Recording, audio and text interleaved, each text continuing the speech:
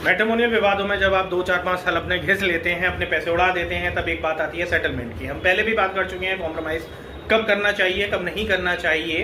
देखिए, जो कॉम्प्रोमाइज़ या फिर सेटलमेंट के जो प्रकार है, सबसे पहला तो वही अप्रोच बेस्ट है कि जिसमें पति पत्नी आपस में बैठें, दोनों अपने बीच में जो भी मतभेद है उसे बुलाएं और अपने जीवन को एक साथ आगे बढ़ाएं। या फिर अगर सेपरेशन भी हो रहा है तो वो एक म्यूचुअल वे में और एक हेल्दी वे में होना चाहिए।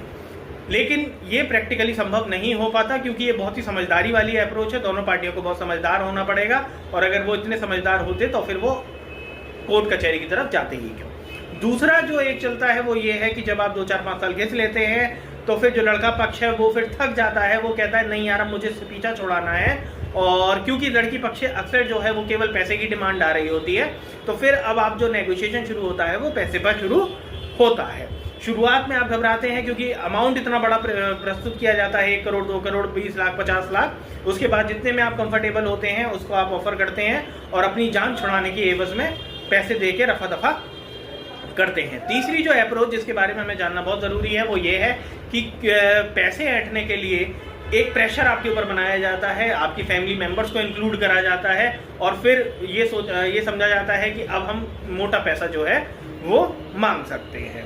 देखिए, अगर दूसरी पार्टी की इस प्रकार की अप्रोच है तो आप ये समझ लीजिए कि दूसरी पार्टी आपको केवल ब्लैकमेल करके या फिर एटीएम समझ रही है।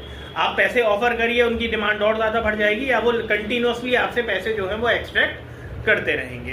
तो आपके मुकदमे किस तरह से चल रहे हैं और आपको किस तरीके से लड़ना है, ये टोटली आपकी कंफर्टेबिलिटी पे डिपेंड करता है। तो जो भी अप्रोच आपको अच्छी लगे उस अप्रोच को आप परस्यू करके अपने केसेस को, अपने जीवन को आगे बढ़ाइए।